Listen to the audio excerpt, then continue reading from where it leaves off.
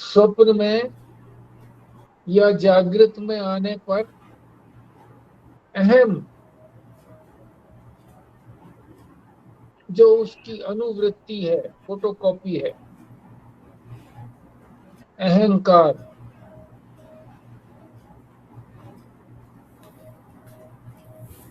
वो तो रहता है। और वो प्रतिभिज्ञा प्रमाण से सिद्ध है। प्रतिभिज्ञा कहते हैं जैसे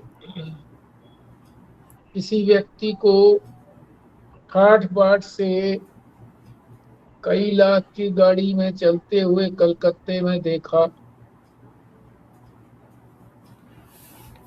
तो कुछ वर्षों के बाद उसको आबू के अंदर फटे हाल देखा। एक बार तो पहचान में नहीं आएगा, पर फिर पहचान जाएंगे। कपड़ों की तरफ ध्यान नहीं देंगे, उधर गाड़ी की तरफ ध्यान नहीं देंगे, और जो समय इतना बीता है उसका भी ख्याल नहीं करेंगे, तो समझ में आ जाएगा कि व्यक्ति वही है। इसको कहते हैं प्रतिभिज्ञा प्रमाण। तो प्रतिभिज्ञा प्रमाण से आत्मा जो है वो सुषुप्ति में भी रहता है। कैसे? सुषुप्ति में सो गए, कुछ पता नहीं रहा, मगर उठने के बाद फिर तो पता रहता है कि मैं वहां पर था। जो वहां पर था सुषुप्ति के अंदर, वही अब यहाँ पर है। बस उस समय उपाधि नहीं थी, अब उपाधि है।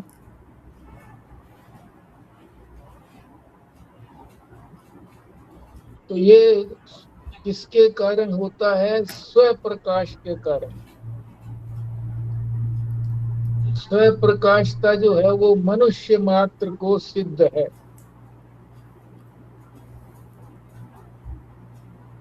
क्योंकि सुषुप्ति सभी को आती है, और सभी जो है बाद में भी समझते हैं कि मैं जानता हूं, और इस बात को भी जानता हूं कि मैं जानता हूं। एक जानना जो है, शुरू शुरू में जो जानने वाली बात कही वो तो थी अहंकार आत्मिका वृत्ति। पर जो उस अहंकार आत्मिका वृत्ति को भी जानता है, वो तो स्व प्रकाश ज्ञान है। उसको चाहे बुद्धि ग्रहण करे ना करे,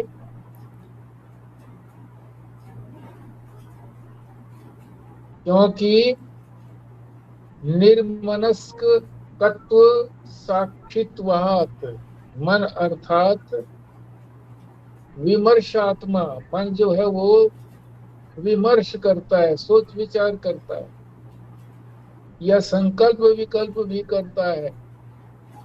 वो नहीं कर रहा, तब भी उसका जो है आत्मा तो साक्षी है। आत्मा तो है ही है, वो साक्षी है। जब संकल्प विकल्प नहीं है तो मन भी नहीं है, फिर भी ज्ञान रूप स्थिति है ही। तन्मात्र का अनुभव चेतन स्वरूप से मनुष्य मात्र को सुगम है। सभी मनुष्य जो है उसको आसानी से सत्य को समझ लेते हैं कि मैं हूं और मैं जानता हूं। ये सब जानते हैं। इसलिए मनुष्य मात्र को साक्षी समझना सुगम है, अत्यंत सरल है। ये 45वें श्लोक को महाराज जी ने विस्तार से समझाया है। ये स्वयं प्रकाश आत्मा को ही बोला है ना? हाँ, आत्मा को ही बोला जी। तो जैसे हम भगवान ईश्वर को भी कहते हैं ना कि उसको अन्य के प्रकाश की जरूरत नहीं है। हाँ, नहीं है तो, प्रकाश, अन्य प्रकाश की जरूरत नहीं, क्यों तो खुद ये ही आत्मा, प्रकाशमान है। हम्म। फिर ये आत्मा, मतलब आत्मा ही कहती है ना जब हम सुख से सोए, जब सोकर उठते हैं तो आत्मा ही आ, हुई ना फिर। आत्मा कुछ कहती नहीं है, कहने वाला तो वाणी है हमारी। ये भी वाणी भी तो इंद्रिय है। वो कहती है कि उस समय जो था, मेरी स्थिति जो थी, वो कुछ नहीं पता था, बड़े आनंद से सोया। इसका मतलब वो था कि नहीं था, वहां पर था तो सही। स्वप्न में भी इसी तरह से, कि मैंने स्वप्न देखा, उठने के बाद कहता है, तो वहां था, स्वप्न में भी था।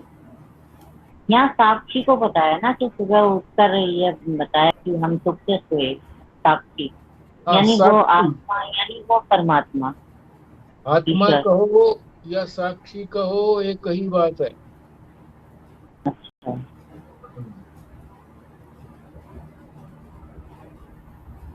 जी। और कोई।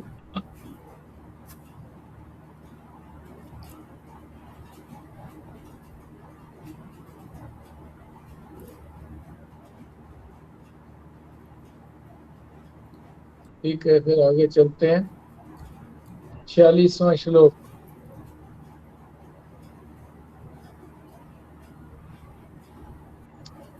अब जो है वो, सृष्टि बनने से पहले जो अद्वितीय सत्य था,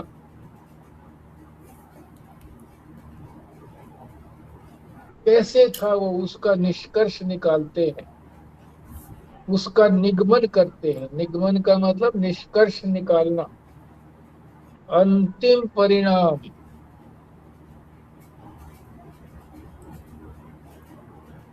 कि सृष्टि से पहले अद्वितीय सत्य था।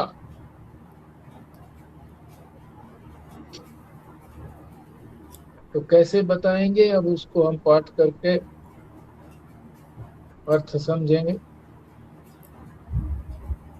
मनोजृंभण राहित्ये यथा साक्षी निराकुलः माया जम्भृणतः पूर्वं सत् तथैव निराकुलम। अर्थ समझते हैं। मन जृंभण, मन जब फैलता है, जृंभण का मतलब फैलता है। जृंभण का शब्दार्थ अगर समझना हो तो शब्दार्थ इसको क्या है, जम्भाई भी जम्भाई कहते हैं ना। लेना। जम्भाई भी कहते हैं, और जम्भाई में भी जैसे मुंह फैल जाता है ऐसे ही मन भी फैल हाँ, जाता है। हाँ, जम्भाई लेते हैं तो मुख फैल जाता है।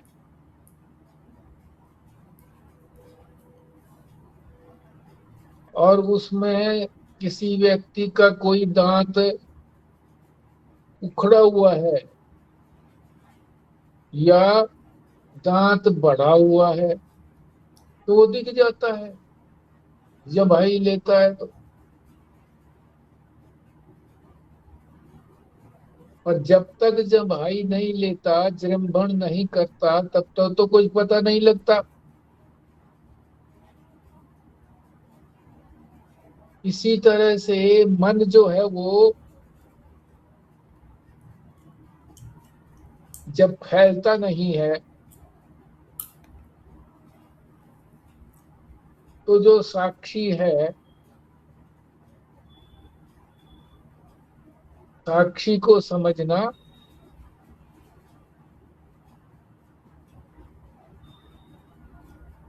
निराकुल है। निराकुल है का मतलब निर्दोष।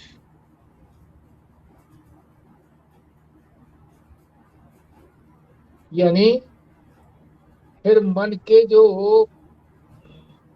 दोष हैं वो नहीं दिखाई देते। जैसे जब व्यक्ति का मुंह बंद होता है तो उसके दांत जो टूटा हुआ है और जो लंबा बढ़ा हुआ है वो नहीं दिखाई देता। इसी तरह से जब माया अभी विस्तार नहीं किया है, माया ने अभी माया माया रूप से है, अभी संसार नहीं बना है, तो ये जम्भाई लेने से पहले, यानी माया अपना जब विस्तार नहीं किया हुआ है उससे पहले साक्षी को समझना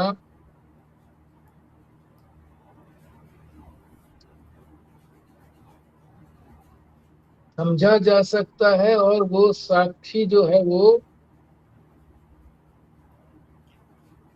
जो मन के विकार हैं, क्योंकि मन जो है अभी फैला नहीं है, तो जो मन के विकार हैं काम क्रोध आदि वो पता नहीं लगते। ये कब पता लगते हैं? जब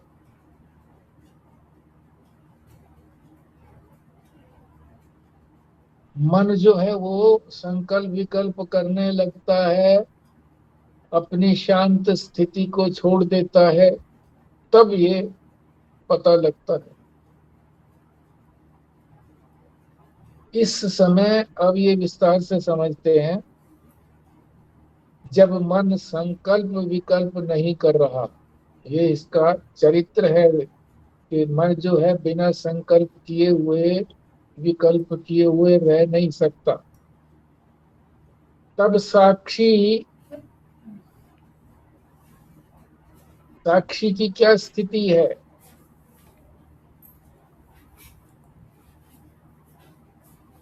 जृंभण रहित मन की जो स्थिति है, यानी अभी विस्तार नहीं हुआ है मन का, ये बता दिया कि मन का विस्तार नहीं हुआ है, संकल्प विकल्प नहीं कर रहा है,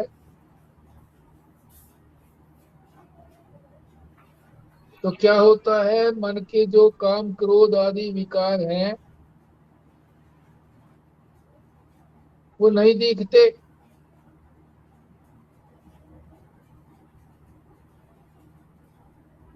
और जब वो मन जो है संकल्प विकल्प करता है, जब भाई लेता है, जमभ्रण करता है, तो वो सारे विकार दिखते हैं।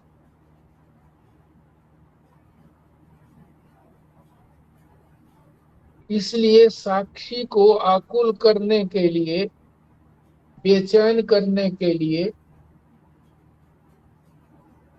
कौन बेचैन करता है? मन। मन साक्षी को नहीं देखने देता। मगर इसका मतलब ये नहीं है कि मन जो है वो तो विकृत हो गया, बिगड़ गया मन, तो साक्षी भी विकृत हो जाएगा, बिगड़ेगा नहीं। साक्षी पर कोई प्रभाव नहीं पड़ेगा।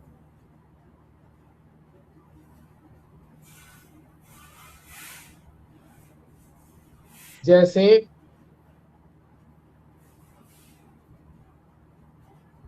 शीशे में हम अपना प्रतिबिंब देखते हैं, तो ये मन भी एक प्रकार से शीशा है। इसमें साक्षी जो है अपना प्रतिबिंब देखता है,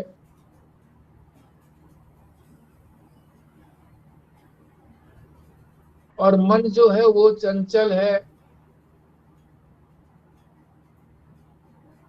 शीशा जैसे हिल रहा है।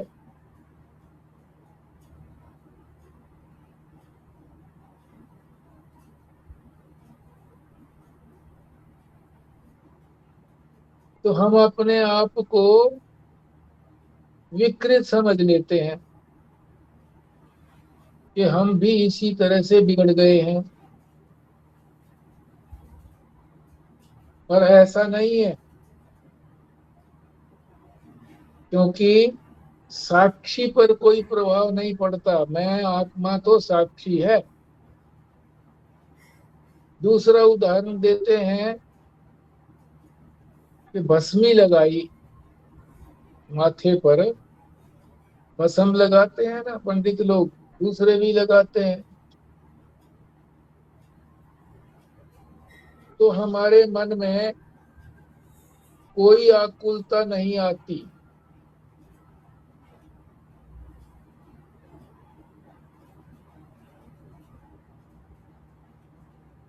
मगर जब सामने हमारे शीशा आता है और फिर हम देखते हैं कि भस्मी ठीक से नहीं लगी है, तो तब मन आकुल हो जाता है। आकुल का मतलब मन यूं सोचता है कि ठीक नहीं लगी है भस्मी, तो ठीक से लगाऊं।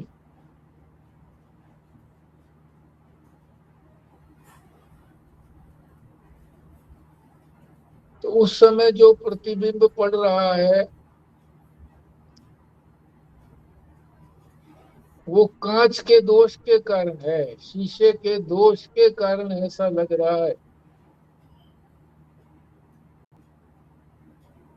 हमारे मुख के कारण नहीं, हमारा मुख तो ठीक है।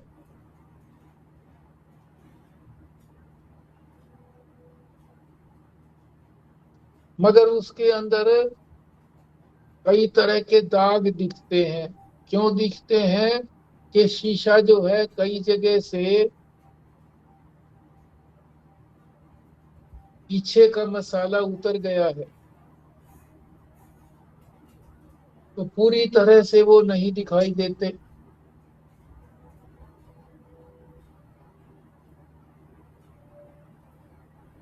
मुख पूरी तरह से जो साफ है, मुख नहीं दिखाई देता, धब्बे वाला दिखता है। मगर जो काशी में रहने वाले पंडित हैं वो रोज सुबह सुबह गंगा जी का स्नान करते हैं, और उनका जो शीशा होता है वो इसी तरह से होता है, दोष वाला होता है। कई जगह से वो पीछे का मसाला उतरा हुआ होता है। मगर उन्होंने, उनका अभ्यास है कि जरा सा ही उनको चाहिए, जरा सा दिख जाए मुंह, तो वो सीधा टीका लगा लेते हैं अपने ऊपर, माथे के ऊपर।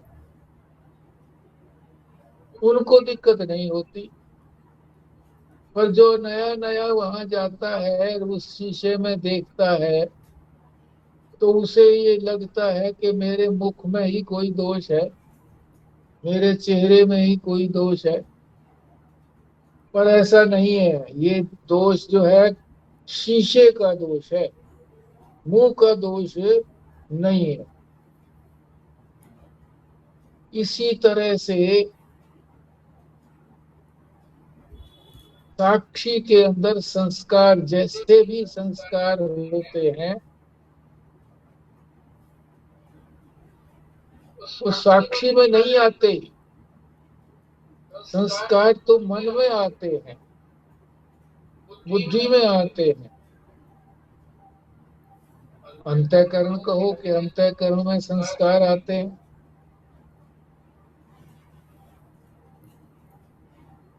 मगर जब हमारे अंतःकरण में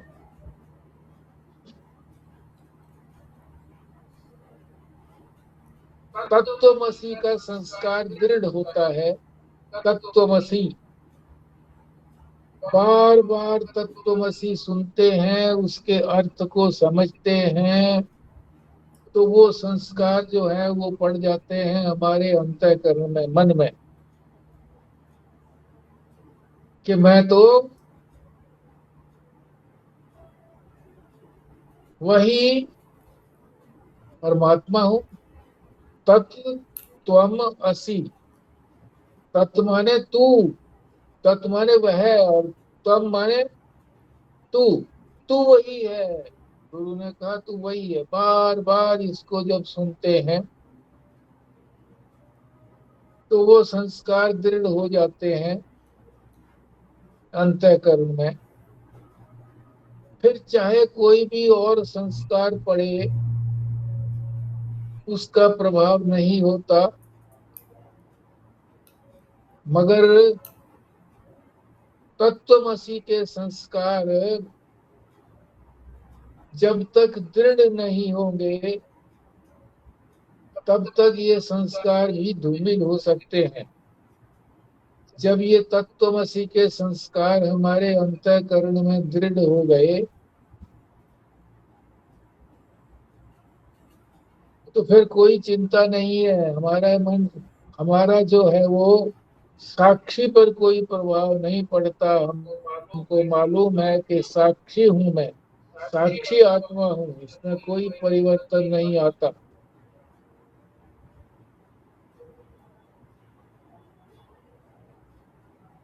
वेदांत का एक रहस्य समझ कर रखना चाहिए अपने मन में, क्या कि जो भी कुछ परिवर्तन होता है वो परिवर्तन मन में होता है।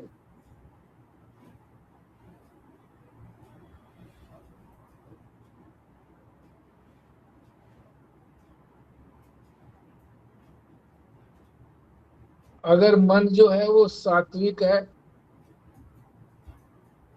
तो वेद वाक्य के द्वारा हम स्वरूप को ठीक से समझ पाते हैं।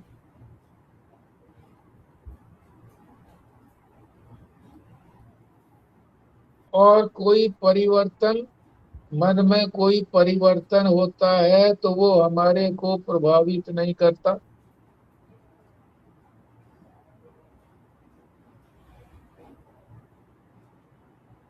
जैसे शीशा बिल्कुल साफ हो तो उसमें मुंह अपना साफ दिखेगा, कोई धब्बे नहीं दिखेंगे। वैसे ही मन जब निर्दोष होता है, मन में कोई दोष नहीं होता, तो आत्मा का जो चित्र है वो सही चित्र दिखता है। जैसी आत्मा है वैसा दिखता है।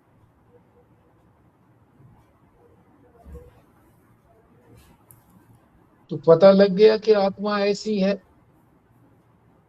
पता तो लगा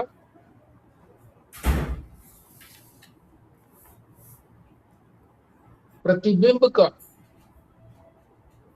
देखा तो प्रतिबिंब को,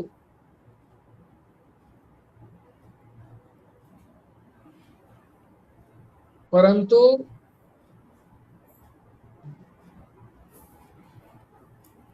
ध्यान आया कि ये तो मेरी आत्मा का प्रतिबिंब है।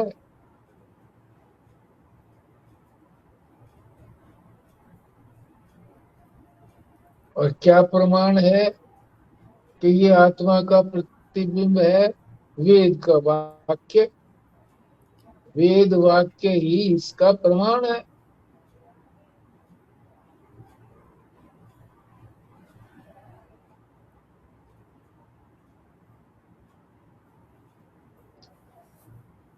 तो प्रमाण ने क्या बताया कि जो तुमने रूप देखा है वही रूप तुम्हारा है, वैसा ही रूप तुम्हारी आत्मा का है।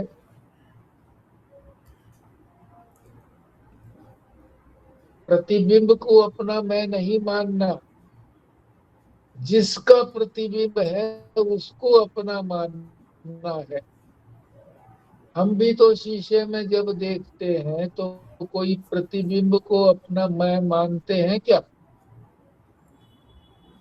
जब शीशे से आगे हट जाते हैं तो हमारा प्रतिबिंब नहीं रहता, तो क्या हम खत्म हो गए?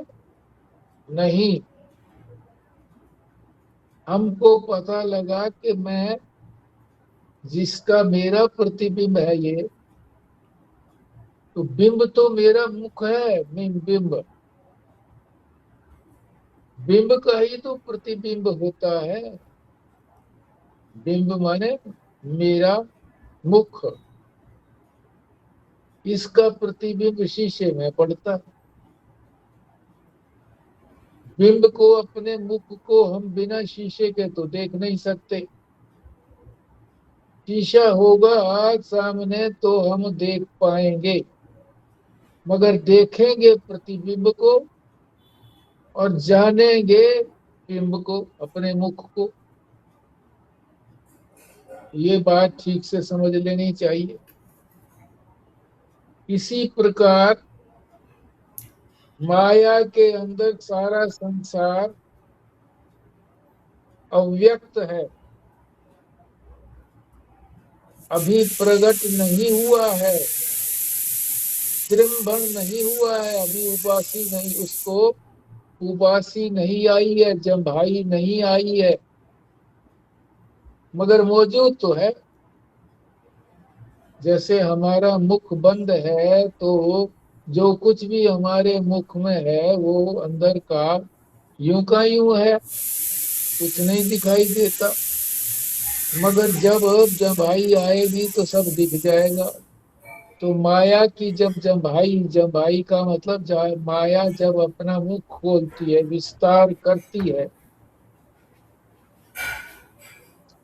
तो ये सारा संसार दिख जाता है, प्रकट हो जाता है। पहले वो अप्रकट था, प्रकट नहीं था, अब प्रकट हो गया।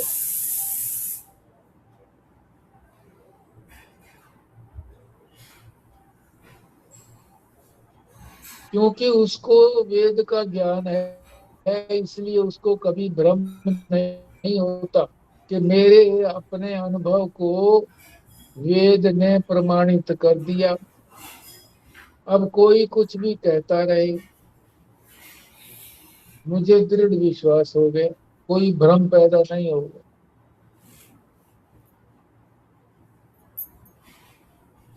परंतु जो लोग वेद के ज्ञान से रहित हैं, जिनको वेद नहीं सुना है, जिन्होंने शास्त्रों को नहीं सुना है, शास्त्रों को नहीं पढ़ा है, उनको तो भ्रम हो जाता है।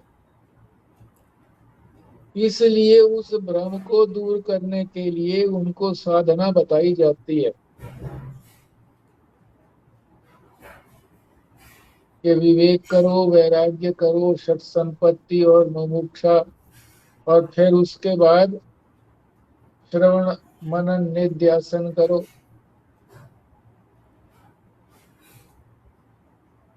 फिर जो है ना, अपनी आत्मा जो देखोगे,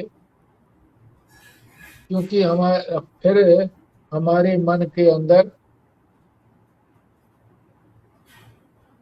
जो शास्त्र ने हमारा स्वरूप बताया है, वो स्वरूप जो है हमारे मन में दृढ़ हो जाएगा, फिर उसी को देख पाएंगे हम।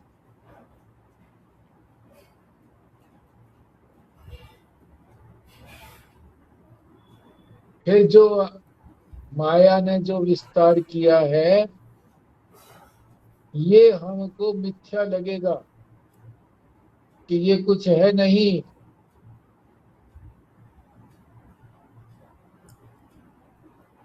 तो ये जो है ना 46वें श्लोक का सार है।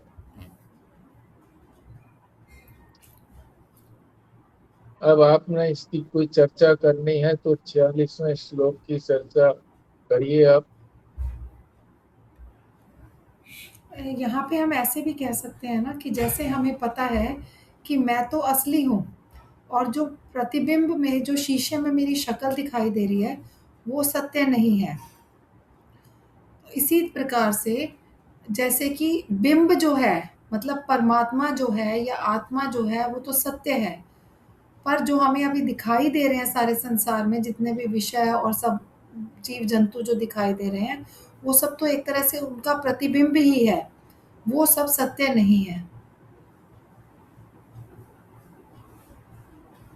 ऐसे भी कह सकते हैं कि हम ये बिंब और प्रतिबिंब की जो बात है, ये अपनी आत्मा के लिए ही है, संसार की बात इसमें नहीं है। क्योंकि संसार तो अभी उसने मुंह खोला ही नहीं माया ने। जब माया मुंह खोलेगी, जम्भाई लेगी, तब उसका पता लगेगा। तो यहाँ तो आत्मा की ही बात है, साक्षी की ही बात है कि जो प्रतिबिंब दिखता है वो है तो हमारे मुख का ही, बिंब का ही प्रतिबिंब है। यूं का यूं जैसा बिंब है वैसा ही प्रतिबिंब भी है, क्योंकि शीशा साफ है। जब अंतःकरण साफ होता है, उसमें कोई दोष नहीं होता, तो फिर सही उसका पता लगता है। दिखता हमको प्रतिबिंब है, पर जानते हम हैं बिंब को, कि बिंब ऐसा ही है, और वो शीशे में नहीं है, वो मेरे मुख के ऊपर है जी। ऐसे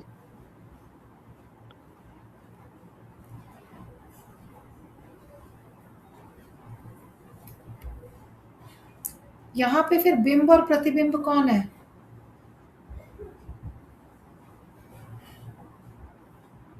बिंब तो आत्मा है, साक्षी है। प्रतिबिंब जो है वो अहंकार है।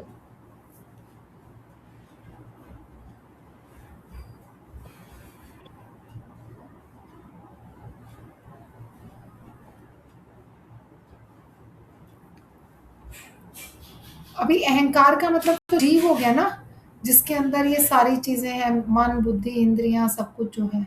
हाँ, हाँ, बस अहंकार कहने से ही ये सब चीजें आ गई, पर फिर अभी तो क्योंकि ये माया ने तो फैलाव ही नहीं किया, फिर बना कैसे जीव?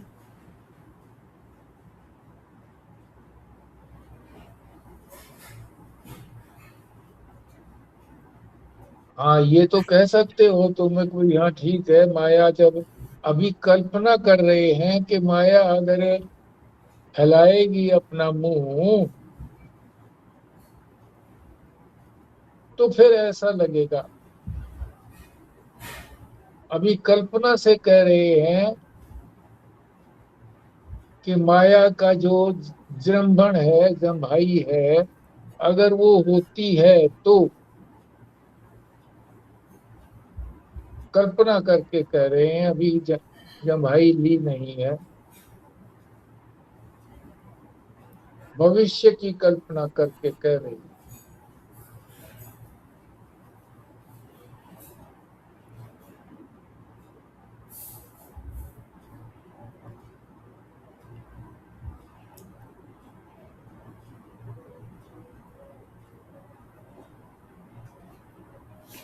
हाँ जी, आगे चलें फिर।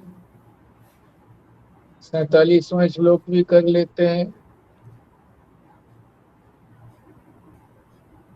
अब ये माया जृंभण की बात कही कि माया जम्भाई लेती है, तो माया है क्या? क्या चीज है माया? पहले इसको समझना तो चाहिए। तो इसमें यही बताया है कि माया जो है ये परमात्मा की शक्ति है।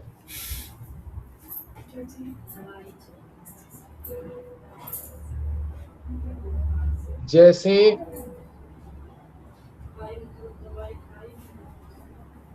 अग्नि जो है वो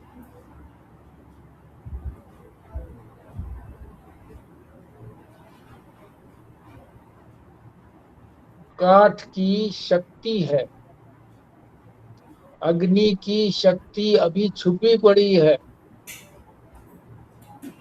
काष्ठ पदार्थ में। इसी तरीके से माया की शक्ति, माया जो है वो ब्रह्म की शक्ति है। तो वो माया की जो शक्ति है, यानी माया रूप जो शक्ति है, वो अभी प्रकट नहीं हुई है। कब प्रकट होगी? जब कार्य रूप में आएगी। कार्यानुमेया, जब कुछ क्रिया करेगी तो पता लगेगा। जैसे हम शांत पड़े हैं, कोई हाथ यानी पैर नहीं हिल रहे। हाँ जी। माया अभी प्रकट नहीं हुई है, तो यानी अभी संसार बना नहीं है, इसका मतलब ये हुआ। हाँ, बना नहीं है। ठीक। कब पता लगेगा माया का? जब ये कोई क्रिया होगी। शक्ति का क्रिया से ही पता लगता है। जैसे लकड़ी में आग की शक्ति है,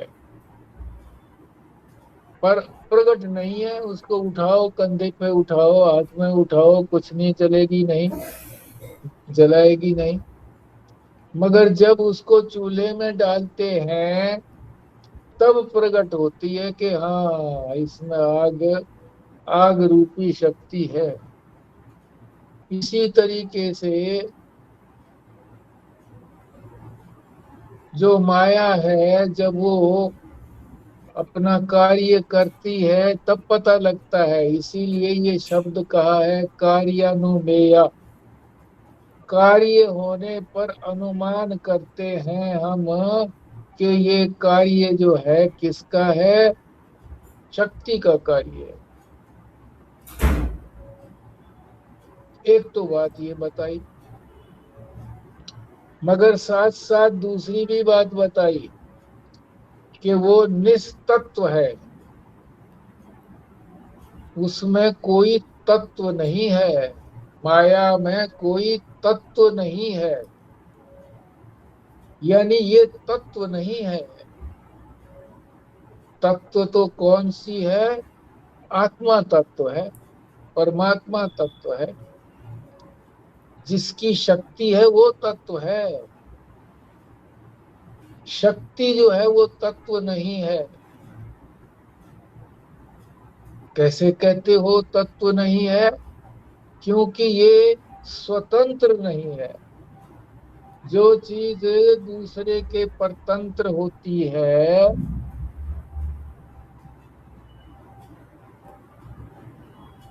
तो वो सत्य नहीं होती।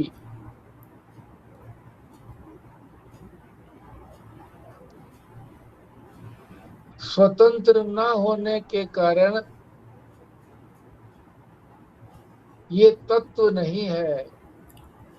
तत्व तो जिसकी ये शक्ति है वो तत्व है, परमात्मा या आत्मा तत्व है। ये तत्व नहीं है। तो दो बात बताई। एक तो ये बताई कि जब शक्ति प्रकट होती है तब पता लगता है कि ये माया की शक्ति है।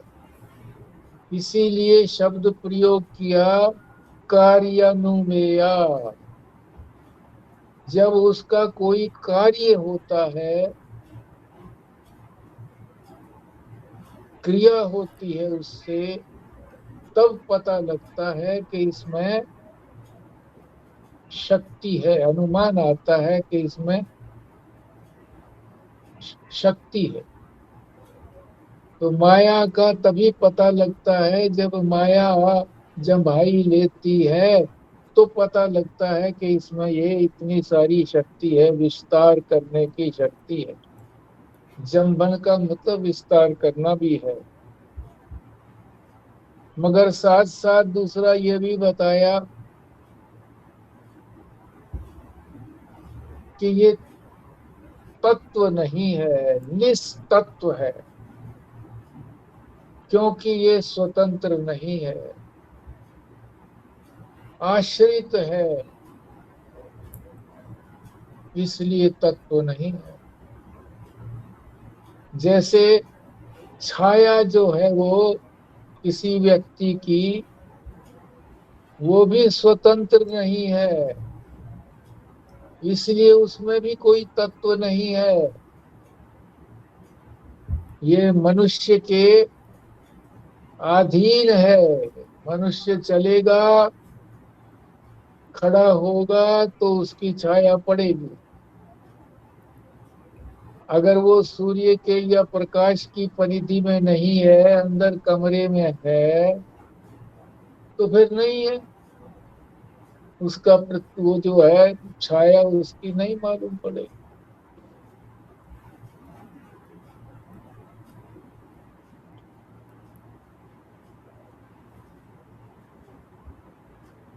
फिर आगे कह रहे हैं दूसरी पंक्ति में, क्वचित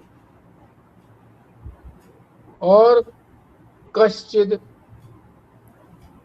कहीं भी और कोई भी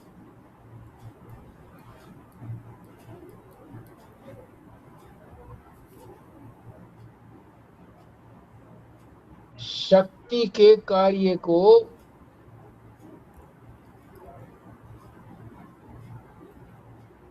पहले नहीं समझता। जब कार्य प्रकट होता है तभी समझ पाता है।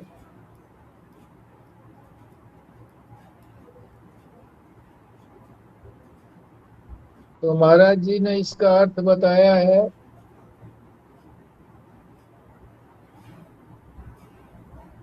ये पाठ कर लिया मैंने इसका। नहीं किया। हाँ, कर देता हूँ। निस्तत्वा कार्य गम्या अस्य शक्ति माया अग्निशक्तिवत नहीं शक्ति ही क्वचित कश्चित बुध्यते कार्यते पुरा। महाराज जी ने क्या किया है, ईश्वर की शक्ति माया है, वो कार्यवश यानी कार्यानुमेय समझ आती है। जब कार्य होता है उसका, तब समझ में आती है कि हाँ कोई माया है। लेकिन फिर भी तत्वहीन है। जैसे आग की शक्ति कार्य से पता लगती है, जब वो जलती है तभी पता लगता है, नहीं तो पता ही नहीं लगता। माचिस की तीली में आग है ये भी नहीं पता लगता। जब उसको घिसाएंगे माचिस के एक तरफ, तो फिर अग्नि प्रकट होगी। जब प्रकट होगी तब पता लगेगा, हाँ ये तो आग है इसके अंदर। और जो मसाला कई बार उतर जाता है बार बार घिसने से, उसी सीख का, तीली का, तो कितना ही घिस लो नहीं निकलता, तो इसका मतलब ये है कि उसके अंदर आग नहीं है। जो मसाले में आग थी वो मसाला है नहीं, तो आग नहीं है उसमें।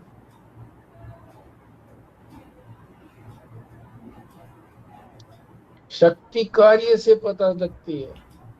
वैसे कहीं भी कोई भी शक्ति को कार्य से पहले नहीं समझता। समझ में आती नहीं है, कहीं भी नहीं समझ में आएगी ना, कभी भी नहीं समझ में आएगी। जब कार्य होगा तभी समझ में आएगी।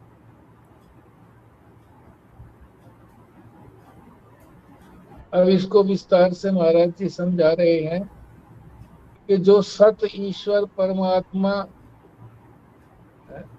ये सारे नाम एक ही चीज के हैं। सत ईश्वर परमात्मा परमेश्वर, उसकी शक्ति माया कही जाती है। इसका रूप क्या है, निस्तत्वा, इसकी अपनी कोई सत्ता नहीं है।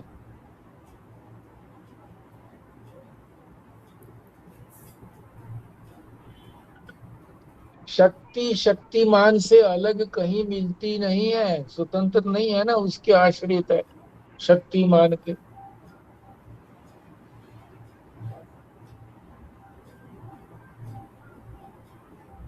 अगर उसकी अपनी सत्ता होती तो अवश्य ही वो शक्तिमान से अलग मिलती, पर वो अलग तो मिलती नहीं है, जुड़ी हुई मिलती है शक्तिमान से।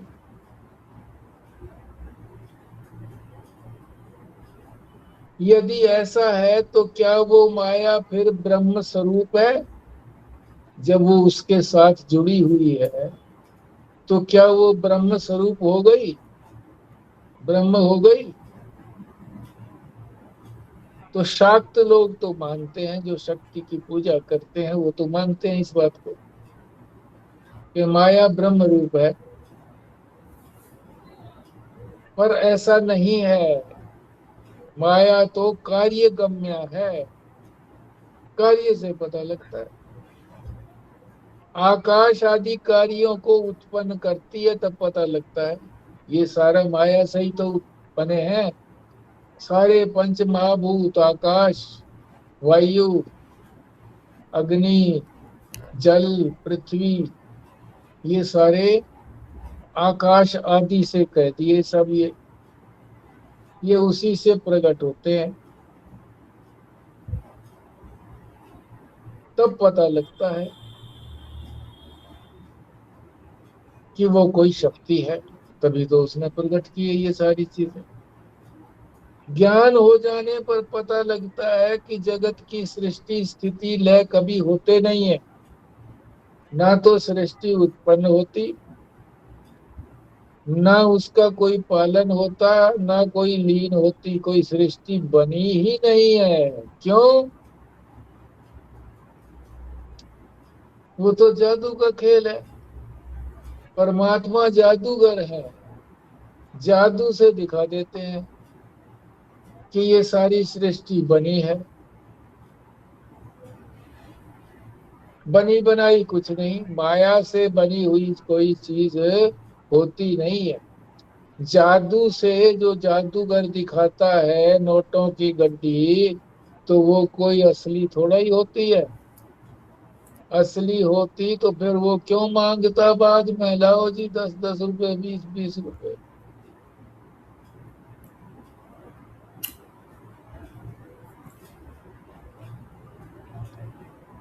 ब्रह्म जो है वो तो कार्य गम्य नहीं है कि जब कार्य होगा तब पता लगेगा, नहीं, वो तो स्वयं प्रकाश है। वो तो हर समय जो है वो चमकता ही रहता है, प्रकाश करता ही रहता है, स्वतः सिद्ध है, उसको सिद्ध करने के लिए किसी अन्य प्रकाश की जरूरत नहीं है। अप्रमेय है, उसको कोई, प्रमेय का मतलब होता है प्रमाता, प्रमाण, प्रमेय, जिसको हम सिद्ध करते हैं, तो उसकी जरूरत ही नहीं है, क्योंकि वो तो स्वयं सिद्ध है, वो किसी से पैदा नहीं हुए हैं और उनसे भी कोई पैदा नहीं हुआ है। फिर ये क्यों दिखता है सारा संसार? माया रूप से दिखता है, जैसे जादूगर दिखा देता है सब कुछ। लड़की को पोल पर चढ़ा भी देता है, कट कट के उसके अंग भी गिरते हैं, और फिर यूं की यूं साबुत तो आ भी जाती है नीचे, तो ऐसे देखा है, हमने तो देखा है खुद।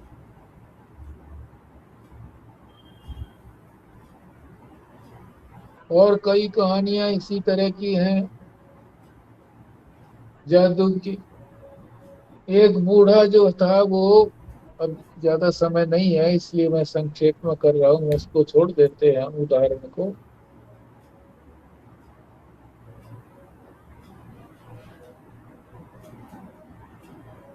आँख का भी तभी पता लगता है जब हमें कोई चीज दिखती है तो पता लगता है कि हाँ आँख है।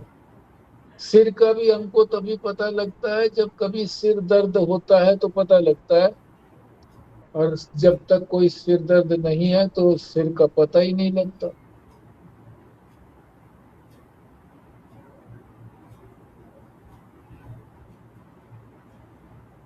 एक उदाहरण ऐसा दिया कि शक्ति तो होती है, आग की शक्ति है, जलती हुई आग दिखती भी है, पर जब वहां चले गए केदारनाथ में तो वहां हवा का प्रेशर कम होता है, इसलिए दाल गलती नहीं है। बहुत देर हो जाती है, दाल गलती नहीं है। क्यों? जिस टेम्परेचर पर दाल गलनी थी वो टेम्परेचर पहुंचता नहीं है, प्रेशर कम होने के कारण। अब फिर अगर वहां पर कुकर में बनाई जाएगी तो फिर बाहर के वातावरण का प्रभाव नहीं पड़ेगा, जो अंदर प्रेशर बना है उसी प्रेशर से ही दाल गल जाएगी।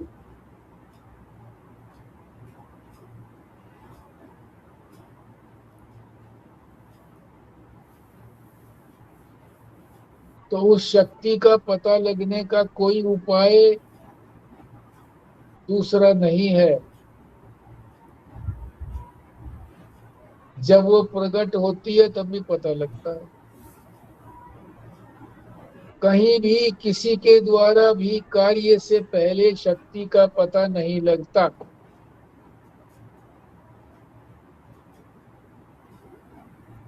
उसका ठीक ठीक ज्ञान नहीं होता, सही पता नहीं लगता,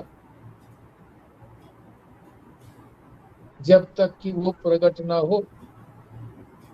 और ये भी बता दिया कि वो निस्तत्व है, कि माया की अपनी कोई सत्ता भी नहीं है।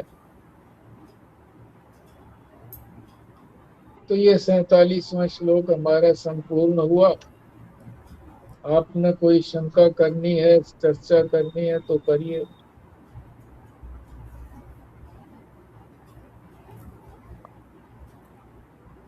कार्य से पहले तो सिर्फ उसका अनुमान होता है ना, एग्जैक्ट नहीं पता लगता।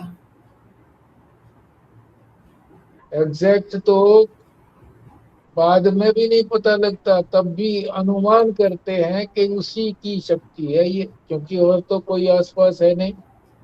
कार्य अनुमेय का है ना, कार्य होने के बाद अनुमान होता है।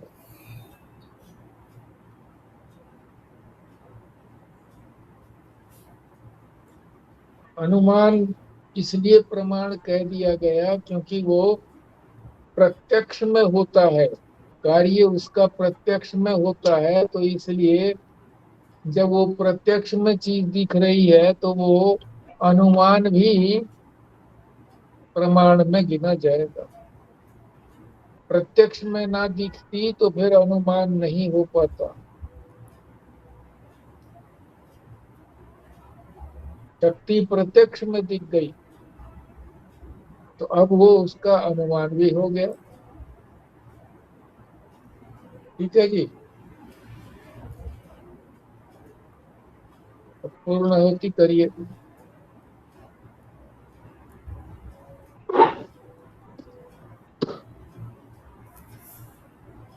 हाँ जी, कौन करेगा? ओम पूर्णमदः पूर्णमिदं पूर्णात् पूर्णमुदच्यते पूर्णस्य पूर्णमादाय पूर्णमेवावशिष्यते। ओम शांति शांति शांति। नारायण नारायण नारायण नारायण। नारायण।